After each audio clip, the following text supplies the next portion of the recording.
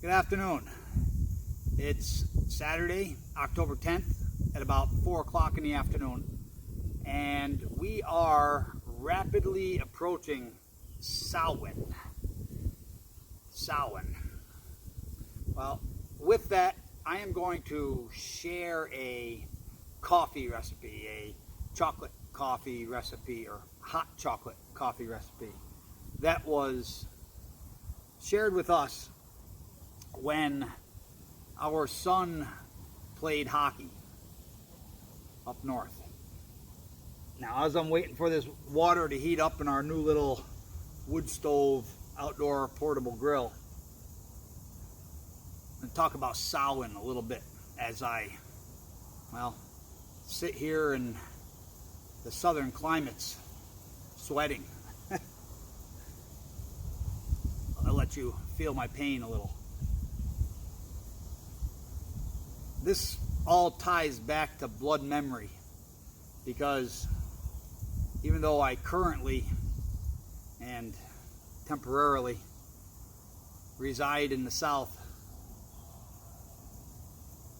everywhere I look around me, I see signs of the North.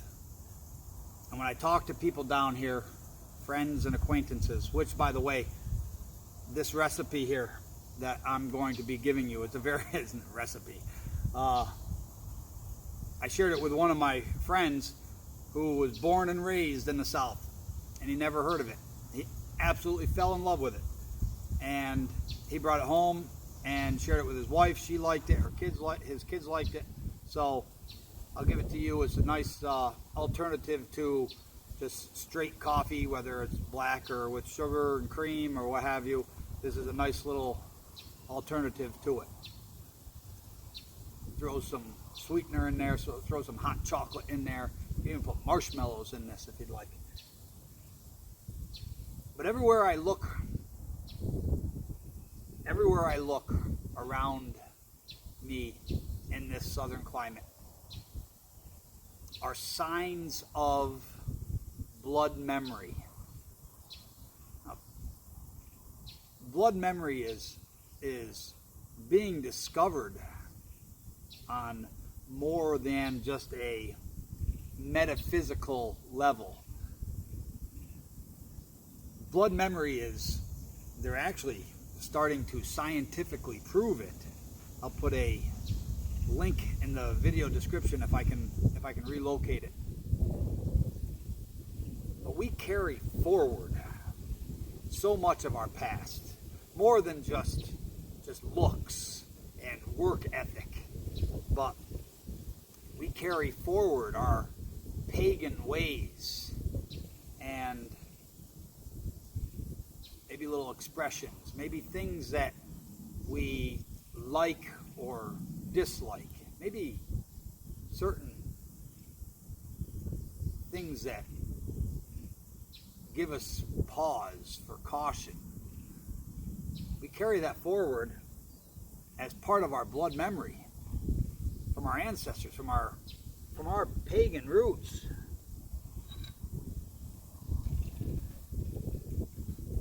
And it is important that we hang on to those things. They part of who we are. They make us whole. So let's just talk about this event that's approaching, starting to get warm, called Samhain. In Scottish Gaelic, it's called November. It's got two N's on it. To the uninformed, I got an ant on me. To the uninformed, it's called Samhain. To some, they merely refer to it as a one-day event and equate it to Halloween. But it's much more than that, actually, when it's properly associated with Northern Paganism.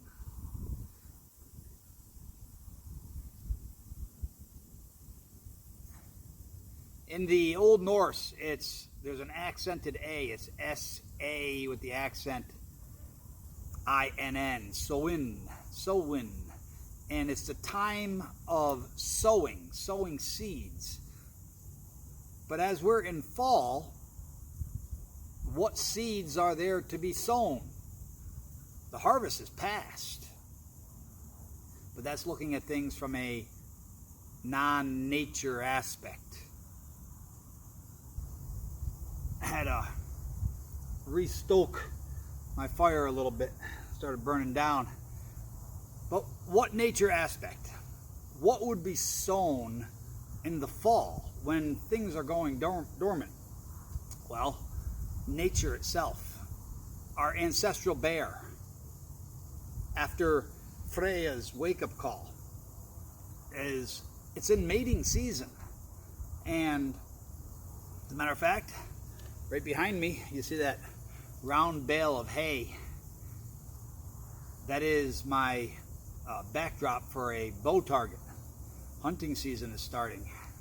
You have the deer have their antlers, and the doe are going into estrus. The bucks are going into rut. Seeds are being sown. As well, there is a reason the Catholic Church depicted the fruit of the garden as an apple. It's tied to the horned wild beast, it's tied to our bear, but it's also a fall fruit. And it falls to the ground and is consumed by deer and bear, and the seeds are spread through, well, it's dung transported throughout the forest, and seeds are sown. And then the snows fall and those seeds go dormant. So there is a sowing of seeds, a Samhain, which has been, that Samhain has been oversimplified.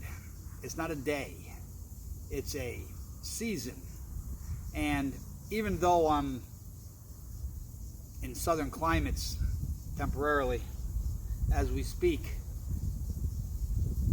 even people down here still retain that blood memory of Northern Paganism, because I see orange and red maple leaves, I see oak leaves, I see pumpkins, pine cones.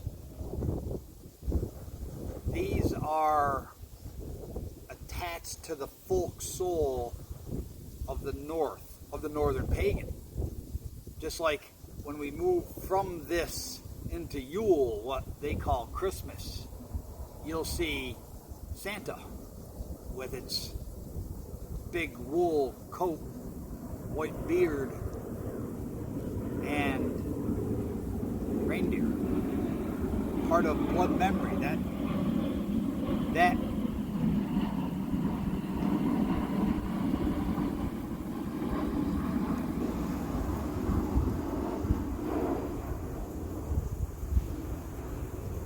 depiction of Santa Claus is Thor and his horned wild beasts.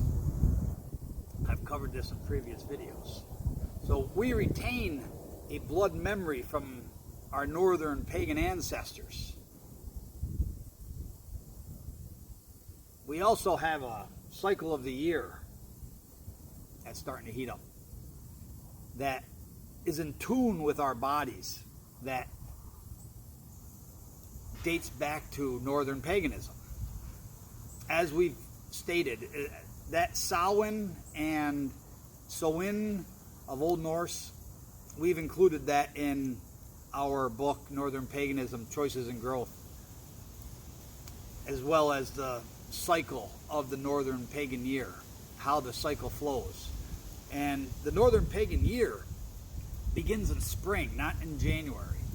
And that makes sense, because when everything is being reborn, everything in nature, everything with our kin giving birth to valiant young, that is a fitting beginning to the year.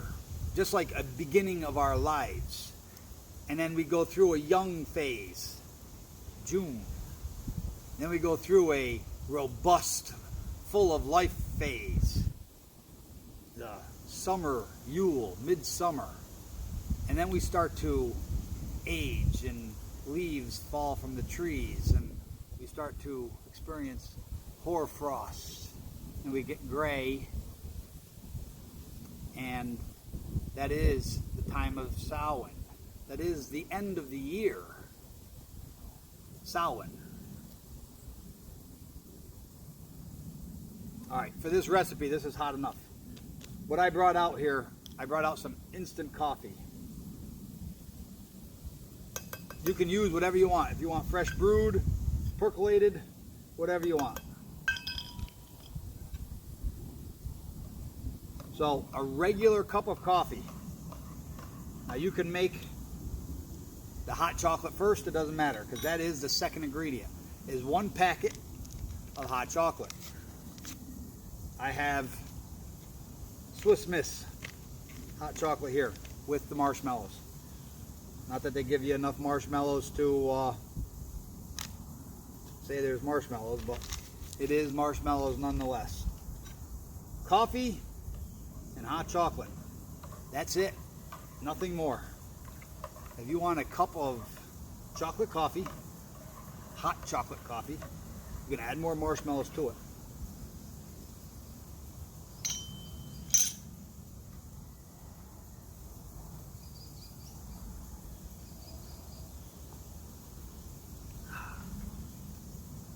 Yep, that's good. Now if you want it more chocolatey, then just add less coffee.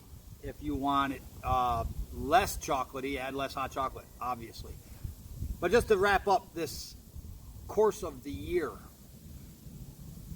after that time of Samhain, the end of year, when things have grown old and start to turn gray, we go into this time of Ragnarok. The time of the Fimbul winter. The time of struggle, when bitter cold sets in among the northern lands. And then as that passes, then we enter back into a time of rebirth. What we see in nature is what we see in self. And there is no reason to believe, and actually it is 100% supported in our lore, that this cycle was used to convey messages to us. Our Ragnarok is the end of our life, as I've stated in a previous video. And then we go through this time of struggle, of rebirth from Valhalla, to be reincarnated into the worthy young that will be born in spring. We will be reincarnated into our posterity, from our folk soul. And that cycle of life will continue.